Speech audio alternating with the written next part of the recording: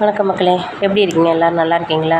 இந்த வீடியோ வந்து யாருக்கு போடுறேன் அப்படின்னா, இன்ஸ்டாகிராமில் அதாவது 20 வயசு 22 வயசு 24 வயசு பசங்களுக்கு தான் இந்த வீடியோ. 24 25 அதாவது 30 வயசுக்குள்ளே தான் இந்த வீடியோ நான் போடுறேன். ஏன் அதை நான் போடுறேன் அப்படின்னா, பசங்களுக்கு வந்து மெச்சூரிட்டி வர்றதுக்கு எப்படியும் ஒரு 26 27 வயசுக்குள்ளே ஆகும். சரிங்களா?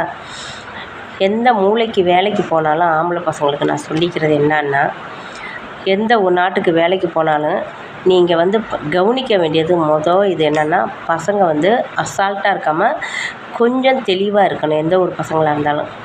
ஏன் அதை நான் சொல்கிறேன்னா, எத்தனையோ பசங்க வந்து வெளிநாடு போயிட்டு திரும்ப முடியாமல் ரொம்ப கஷ்டப்பட்டு தான் வர்றாங்கன்னா பாதி பேர் செத்து வராங்க, பாதி பேர் உயிரோடவே எப்படியே தப்பிச்சு வந்துடுறாங்க. அதுக்கு தான் இந்த வீடியோ நான் போகிறேன். ஏன் நான் அதை சொல்கிறேன்னா, உங்களுக்கு பார்க்குறதுக்கு வந்து உங்கள் அம்மா அப்பா தவிர வேறு யாரும் பார்க்க மாட்டாங்க தம்பிங்களா. சரிங்களா? இந்த வீடியோ வந்து வெளிநாட்டில் இருக்கிற பசங்களுக்கு, அதாவது நிறையா பசங்க இன்ஸ்டாகிராமில் வந்து அம்மா நீங்கள் எதுக்கும் கவலைப்படாதீங்கன்னு எனக்கு நிறையா பசங்க மெசேஜும் பண்ணியிருக்காங்க. என் பிள்ளை வயசில் இருக்கிற பசங்களும் பண்ணியிருக்காங்க. அந்த பசங்களுக்கு நான் முதல்ல நன்றியை தெரிவிச்சுக்கிறேன். அம்மா எதுக்கும் கவலைப்படாதீங்கம்மா, சொந்த பந்தம் வந்து வேஸ்ட்டுமா, இன்றைக்கி பெரத்தி ஆளுக்கு தாம்மா இன்றைக்கி வந்து முன்னாடி நிற்கிறாங்கன்னு. அது வந்து கண்டிப்பாக அது 100க்கு 100 உண்மை. அதை நான் சொல்கிறேன். இதுவரையும் என் சொந்தம் வந்து என்னை வந்து பார்க்கவும் இல்லை, பேசணும், அதை பற்றி அவன் பேசவே வேணாம். சரிங்களா? நான் பிறந்தது எங்கள் அம்மா இருக்குன்னு சொல்லி தான் எனக்கு செல்வாக்கு. அதையும் நான் உங்களுக்கு சொல்லியிருக்கேன்.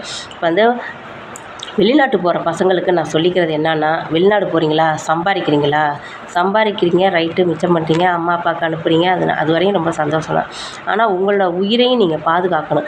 இப்போ ஒரு சலூன் கடைக்கு போகிறீங்க, ஒரு ஜவுளி கடைக்கு போகிறீங்க, ஒரு நகை கடைக்கு போகிறீங்க, ஒரு ஃபைனான்ஸ் கடைக்கு, எல்லா கடைக்கும் நீங்கள் போகிறீங்க அப்படின்னா, ஒரு ஆள் வந்து பொண்டாட்டியும் புருஷனும் உள்ளே வந்தாங்கன்னா, நீங்கள் வந்து கவனிக்க வேண்டியது அவங்களோட வந்து பார்வையும் அவங்களோட கண்ணையும் மட்டும்தான் நீங்கள் மெயினாக கவனிக்கணும்.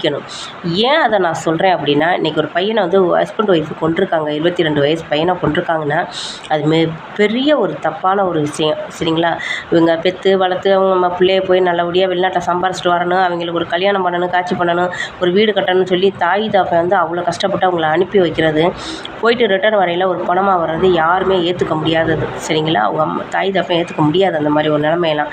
அதனால் நீங்கள் ஊருக்கு வெளிநாடு போகிற பசங்களுக்கு எங்கே நீங்கள் வேலைக்கு போனாலும் சரி, ஃபஸ்ட்டு சிசிடி இருக்கான்னு பாருங்கள். உங்கள் ஓனர் நம்பரு மெயினாக வச்சுக்கிறணும். அதே மாதிரி சிசிடி ஆனில் இருக்கான்னு நீங்கள் செக் பண்ணிக்கிறணும். நீங்கள் வேலை பார்க்குற பசங்க செக் பண்ணிக்கிறணும். அதே மாதிரி அடுத்தவங்க இன்றைக்கி கடைக்கு வர்றாளா, அவங்க கையில் என்ன இருக்குது, அவங்க பக்கத்தில் நின்னாங்களா, நீங்கள் ஒரு 10 அடி தள்ளி நில்லுங்கன்னு சொல்லி பழகிக்கங்க. அதாவது வந்து ஆம்பளை பசங்களுக்கு நான் சொல்கிறது அதுதான். ஒரு 10 அடி தள்ளி நில்லுங்க சார் அப்படின்னு சொல்லணும். ஏன்னா நம்மளை நெருங்கி வந்து நின்னாங்கன்னா ஒரு இதை கொடுத்து நம்ம வாயை ஊற்றி கழுத்தை அறுத்து போட்டுட்டு போனால் கூட தெரியாது. இந்த மாதிரி ஒரு நிலமை தாய் தப்பனுக்கு வந்துடக்கூடாது. நீங்கள் கொஞ்சம் சேஃபாக இருக்கணும். வெளிநாட்டுக்கு போகிற பசங்க பூரா வெளிநாட்டில் இருக்கிறவங்க ரொம்ப சேஃபாக இருக்கணும். நான் அதை தான் நான் வந்து சொல்லியிருக்கேன். ஏன்னா பொண்ணு வந்து கொஞ்சம் சுதாரிப்பாங்க. ஏன் ஆம்பளை பசங்க வந்து ஏன் வந்து அப்படி இருக்குங்கன்னா, ஆம்பளை பசங்களுக்கு அந்த மாதிரி எண்ணமே வராது. பாவம், ஆம்பளை பசங்களுக்கு வந்து அந்த மாதிரி எண்ணமும் வராது. அதே மாதிரி அடுத்தவங்கள்ட்ட இருந்து பறிக்கிற குணமும் அவங்கள்ட்ட இருக்காது. அதுக்குன்னு எல்லா பசங்களையும் நான் சொல்லவில்லை, நிறையா பசங்க இருக்காங்க அந்த மாதிரி. அடுத்தவங்க அம்மா அப்பா வந்து உழைச்சி நம்ம சாப்பிடணும், அவங்க உழைச்ச ஆடம்பரமாக வாழணும், அவங்க உழைச்ச இந்த மாதிரி இருக்கணும்னு பசங்க நிறையாது இருக்காங்க. அப்படியே இல்லாத குடும்பத்தில் நிறையா பசங்களும் இருக்காங்க. ஐயோ இது வந்து அம்மா அப்பா கஷ்டப்படுறாங்க, அம்மா அப்பாவுக்கு இது பண்ணணும்னு சொல்கிற பசங்களும் நிறையா இருக்காங்க. நான் வந்து பொதுவில் எல்லா பசங்களும் நினைக்கல, ஒரு வெளிநாட்டுக்கு போகிற பசங்க இப்படிலாம் கஷ்டப்பட்டு அவங்க இருக்காங்க. அதனால் அவங்க உயிர் வந்து முக்கியம்னு நான் தெரிஞ்சுக்கிறதுக்கு உங்களுக்கு இந்த வீடியோ போடுறேன். வீடியோ பார்த்துட்டு லைக் பண்ணுங்கள்.